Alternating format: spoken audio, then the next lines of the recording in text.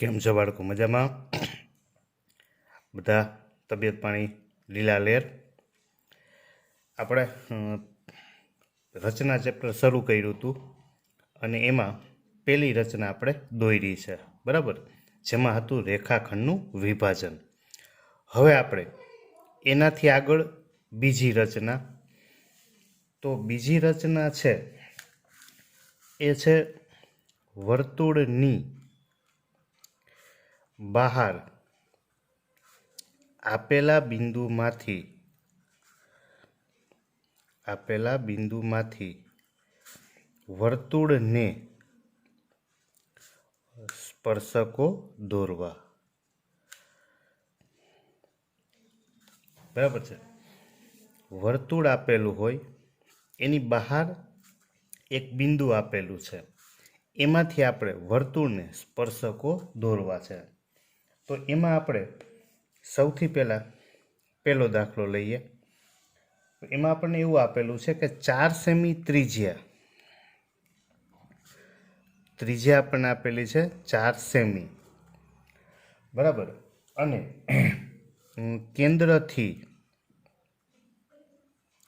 કેન્દ્રથી આપણે કોઈ અંતર લઈ લઈએ, ધારો કે 10 સેમી, 10 સેન્ટીમીટર દૂર કોઈ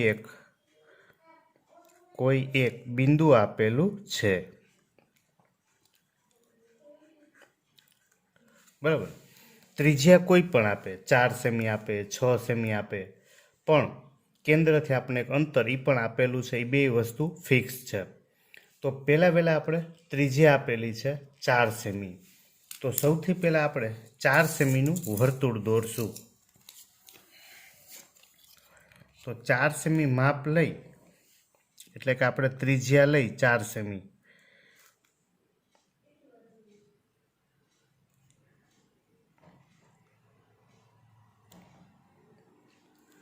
બરાબર છે.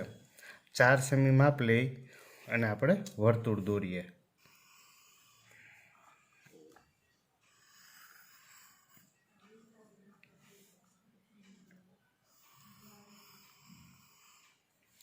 હવે આપણને કેન્દ્રથી 10 સેન્ટીમીટર દૂર કોઈ એક બિંદુ આપેલું છે. કેન્દ્રથી 10 સેન્ટીમીટર દૂર એક બિંદુ આપેલું છે.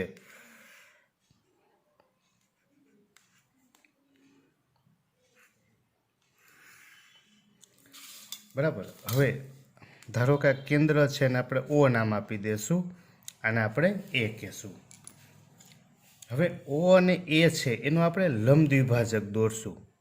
લંબ દ્વિભાજક કઈ રીતે દોરવો એની આપણે આગળના વિડીયોમાં ચર્ચા કરી ગયા છીએ, કે જેનો લંબ દ્વિભાજક દોરવો હોય, જે રેખાખંડનું, એનું આપણે અંદાજે અડધા કરતાં મોટું માપ લઈ લેશું, અંદાજે, બરાબર. એવું કાંઈ સ્કેલથી માપવાની જરૂર નથી. અડધા કરતાં વધારે માપ લઈ, ત્રિજ્યા લઈ, એક ચાપ આપણે ઉપર દોરશું, એક ચાપ નીચે દોરશું.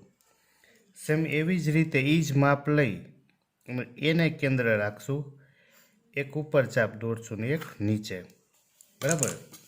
એટલે આપણને બે ચાપ મળી ગઈ. હવે બંને ચાપને આપણે જોડી દેશું.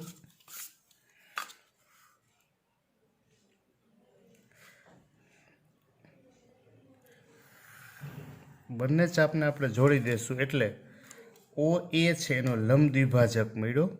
લંબ દ્વિભાજક એટલે આપણને મળી જશે એનું મધ્ય બિંદુ એમ, બરાબર. હવે એમને કેન્દ્ર લઈ, જેમ આ પેલું વર્તુળ છે એનું કેન્દ્ર ઓ હતું, એમ આ એમ બિંદુ છે ઓ એનું મધ્ય બિંદુ, મતલબ એનું કેન્દ્ર મળી ગયું. હવે એમથી ઓ જેટલું માપ લઈ, એમથી ઓ જેટલું, બરાબર, એમથી ઓ જેટલું માપ લઈ અને આપણે વર્તુળ દોરીએ.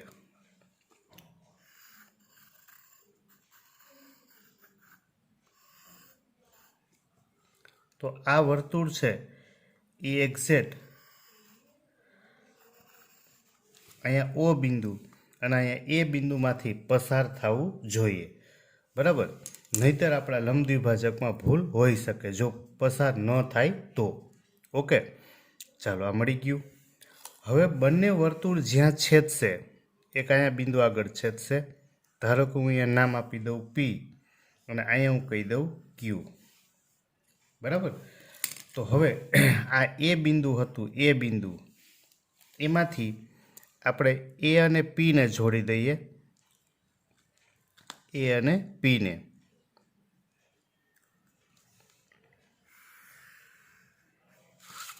એટલે આ એક સ્પર્શક બની ગયો એપી.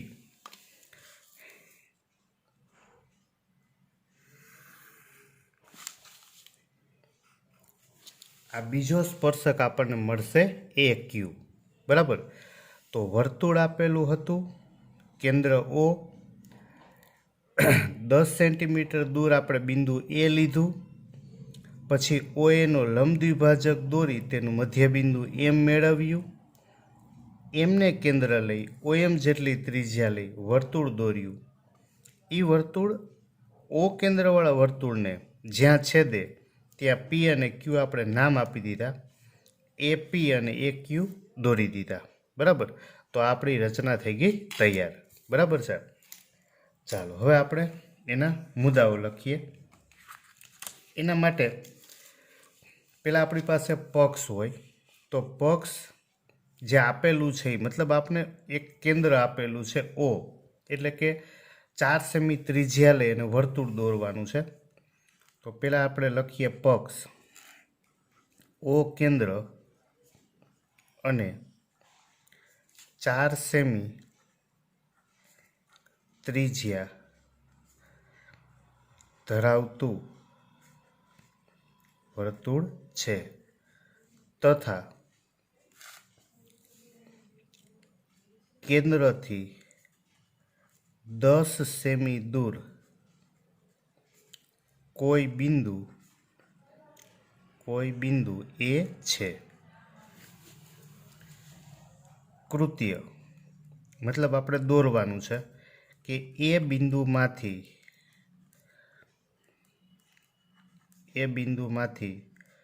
વર્તુળને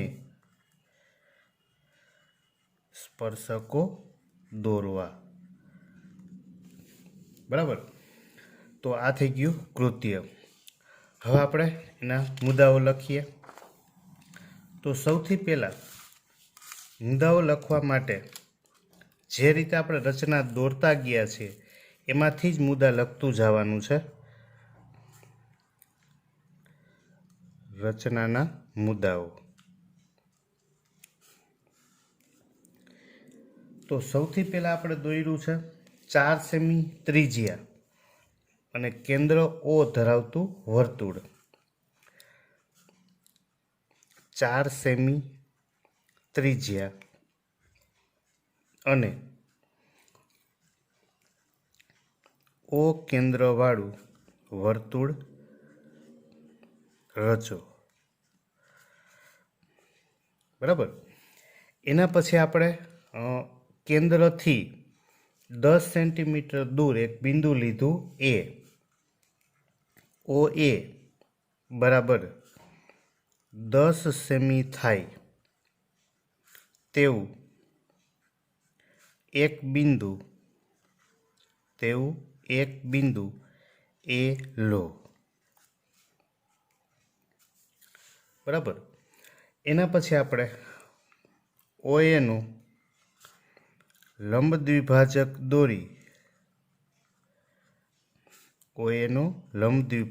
દોરી તેનું મધ્યબિંદુ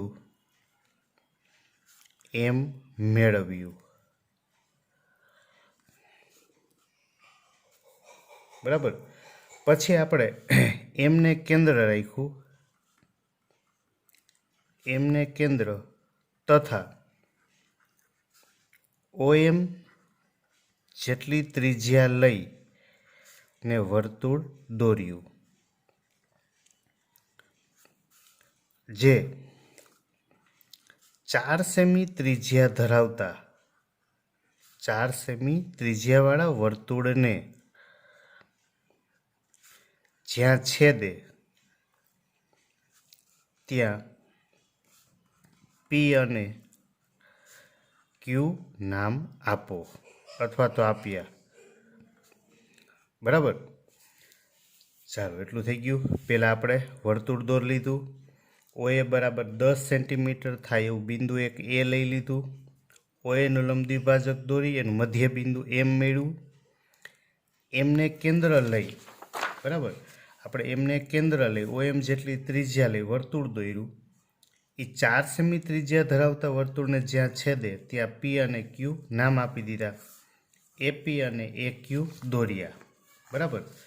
હવે એપી અને એ ક્યુ દોરો. આમ એપી અને એ ક્યુ એ માગેલા સ્પર્શકો છે. બરાબર. ચાલો આ બની ગયું. હવે આપણે આને સૈદ્ધાંતિક રીતે અને થિયરીની રીતે, મતલબ કે ગાણિતિક રીતે આપણે જ્યારે જોવા ગયા તો આપણે દોરી દીધું છે. હવે આપણે થિયરી રીતે સાબિત કરીએ, જેને આપણે કહેતા હતા યથાર્થતા.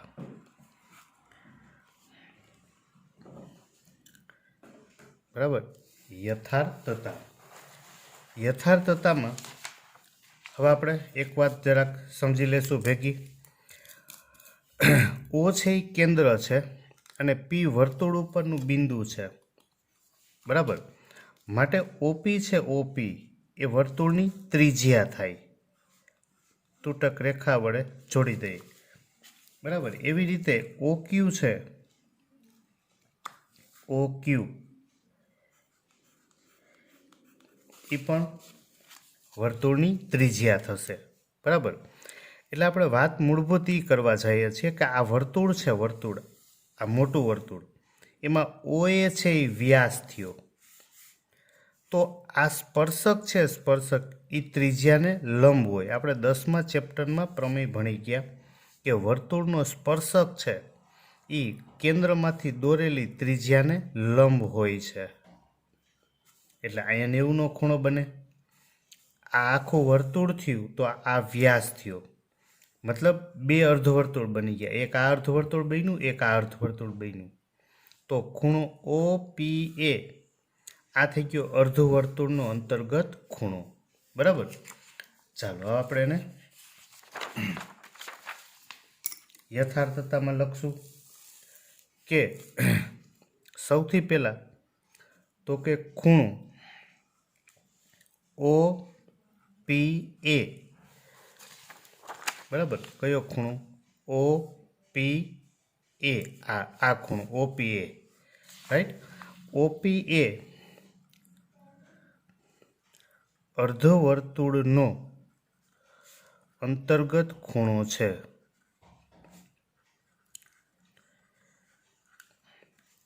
માટે ખૂણો ઓ પી એ એના બરાબર થશે 90. બીજું કે આ ઓપી છે અને ઓ ક્યુ એ બંને વર્તુળની ત્રિજ્યા છે. બરાબર. અને ત્રિજ્યા છે, ત્રિજ્યા એ આ સ્પર્શકને લંબ હોય છે. એટલે ઓપી એ વર્તુળની ત્રિજ્યા છે, જે સ્પર્શકના સ્પર્શ બિંદુએ લંબ હોય છે. માટે ઓપી લંબ થશે એપી.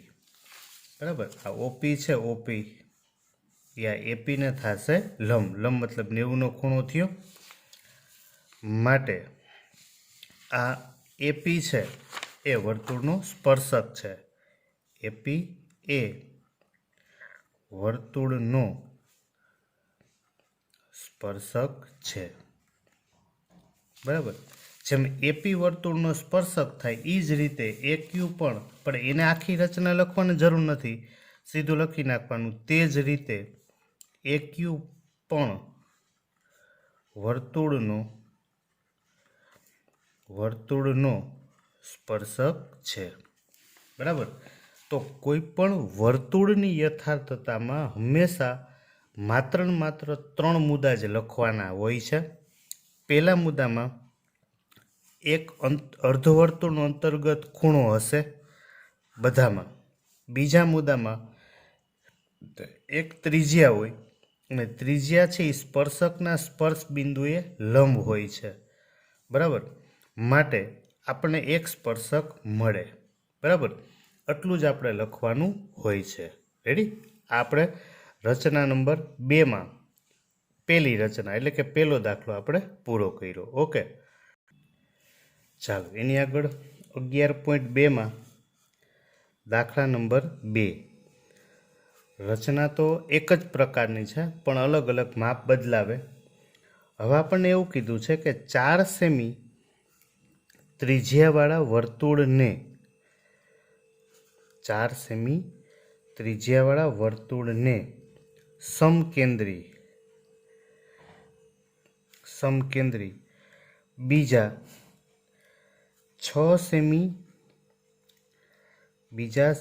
સેમી ત્રિજ્યાવાળા વર્તુળ પરના બિંદુમાંથી સ્પર્શકની રચના કરો.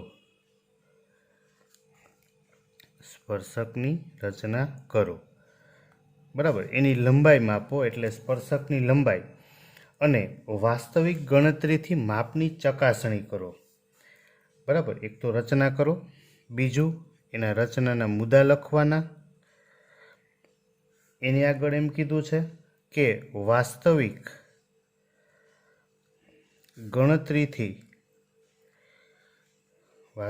ગણતરીથી માપની ચકાસણી કરો.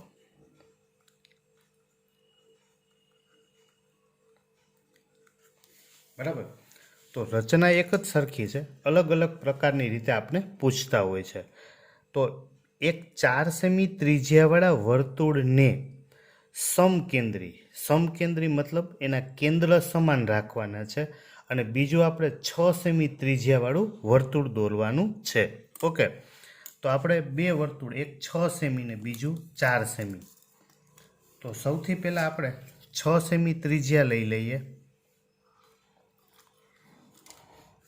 6 સેમી અને આપણે એનું વર્તુળ દોરવાનું છે.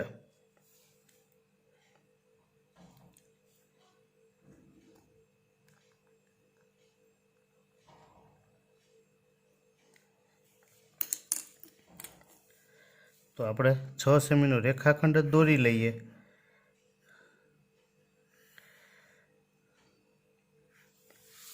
બરાબર. એને આપણે ધારો કે નામ આપી દઈએ, અહીંયા O કહી દઈએ, અહીંયા આપણે કહી દઈએ P, કોઈ પણ નામ આપી શકાય. હવે આપણે આ 6 સેમીની ત્રિજ્યા લઈ અને વર્તુળ દોરશું. પહેલાં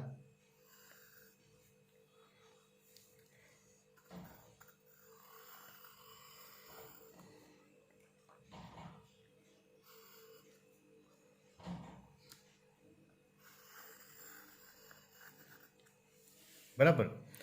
પછી બીજો આપણને એ જ કેન્દ્ર રાખી અને 4 સેમીનું વર્તુળ કીધું છે, 4 સેમીનું.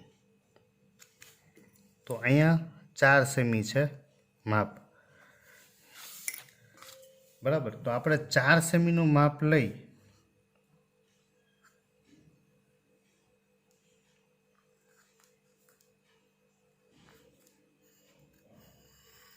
અને બીજું એક વર્તુળ દોરી દઈએ.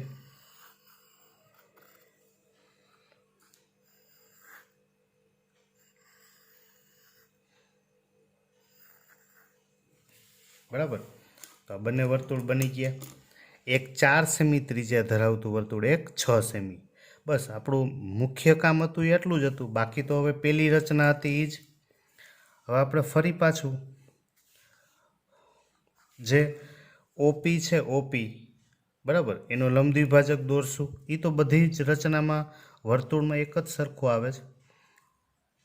અડધા કરતાં વધારે માપ લઈ એક ચાપ આપણે ઉપર દોરશું, એક ચાપ નીચે દોરીએ. એવી જ રીતે પીને કેન્દ્ર રાખી એક ચાપ ઉપર દોરશું, બીજી એક ચાપ નીચે દોરશું. બરાબર. એ બંને ચાપ જ્યાં છેદે છે એમાંથી આપણે રેખાખંડને જોડી દેશું. બરાબર. ચાલો હવે આ બંને ચાપ એનું છેદ બિંદુ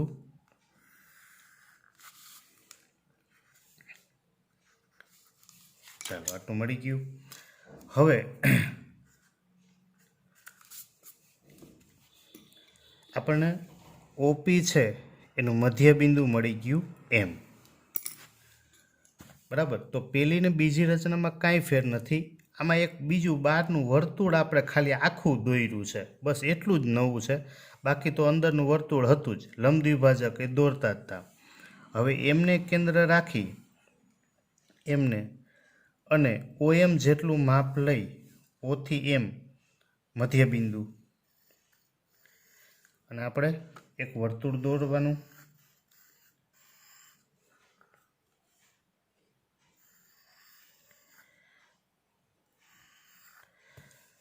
થઈ ગયું. હવે એ બંને વર્તુળ જ્યાં છેદશે અહીંયા, બરાબર, એ બંને વર્તુળ જ્યાં છેદે ત્યાં આપણે નામ આપી દઈએ. ધારો કે અહીંયા હું નામ આપી દઉં Q, અહીંયા નામ આપી દઉં R. બરાબર. જો મધ્યબિંદુ એક્ઝેક્ટ સાચું હોય તો એક્ઝેક્ટ આમાંથી જ પસાર થાય. એક અહીંયા O માંથી ને એક શેમાંથી, તો કે P માંથી. હવે આપણે Q અને P ને જોડી દઈએ.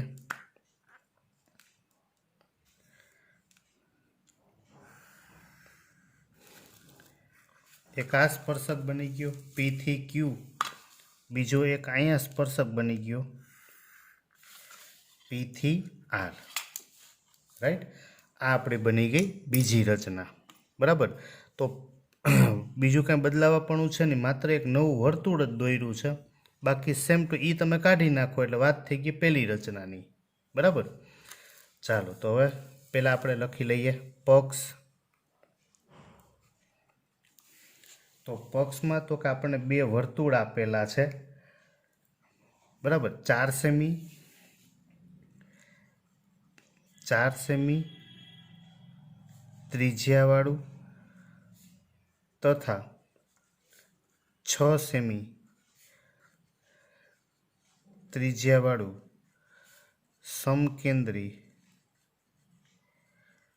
સમકેન્દ્રી વર્તુળો છે. બરાબર. આપણે કૃત્ય દોરવાનું એ છે કે 6 સેમી ત્રિજ્યા ધરાવતા વર્તુળ પરના બિંદુમાંથી 4 સેમી ત્રિજ્યા ધરાવતા વર્તુળ પર સ્પર્શકો દોરવા. બરાબર. 6 સેમી ત્રિજ્યા ધરાવતું વર્તુળ છે એના ઉપરના બિંદુમાંથી 4 સેમી ત્રિજ્યા ધરાવતું જે વર્તુળ છે એની ઉપર આપણે સ્પર્શકો દોરવાના છે. થઈ ગયું. હવે આપણે એના મુદ્દા લખીએ. તો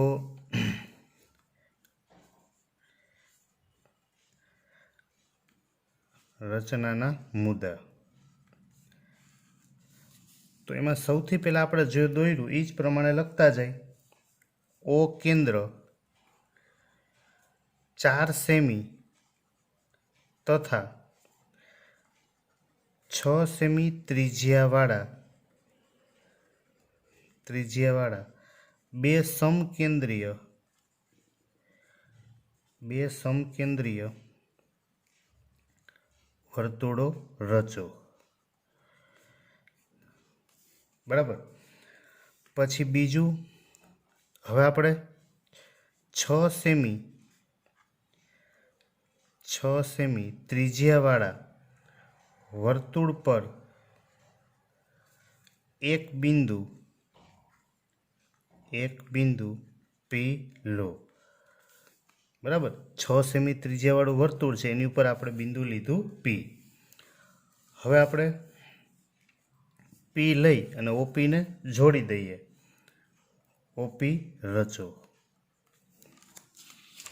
બરાબર, એના પછી આપણે ઓપીને જોડી દેશું.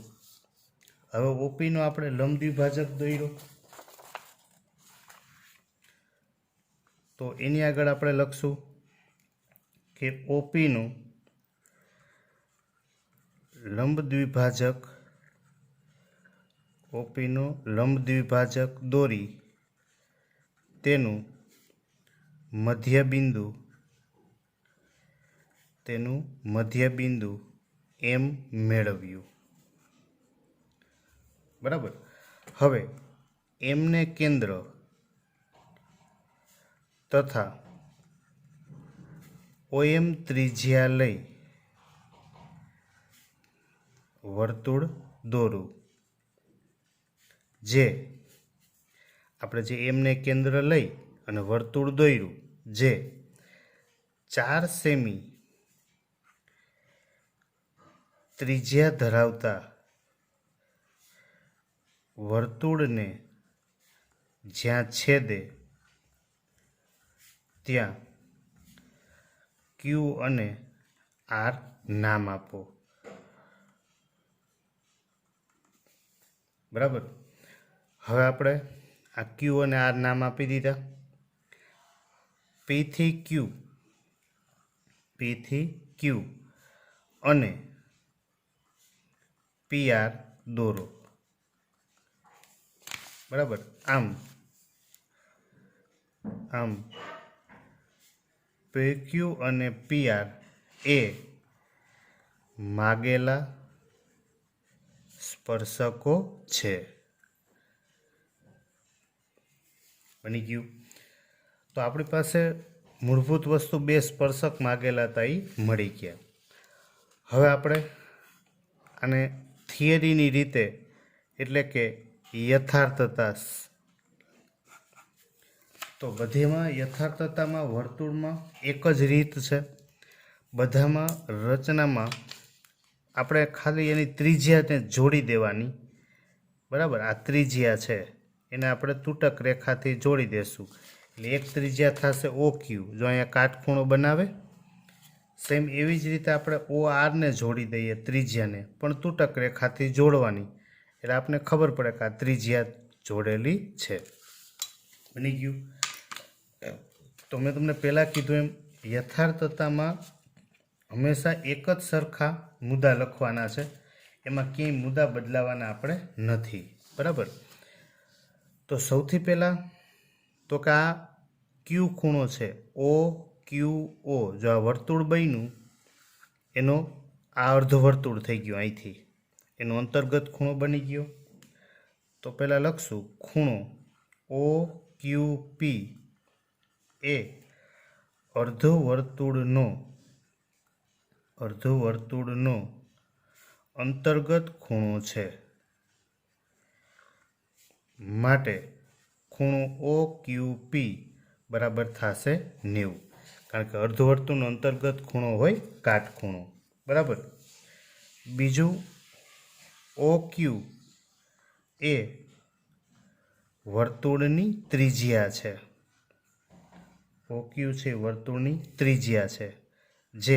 જે ત્રિજ્યા હોય એ આપણે જાણીએ છીએ કે સ્પર્શકના સ્પર્શ બિંદુએ લંબ હોય છે.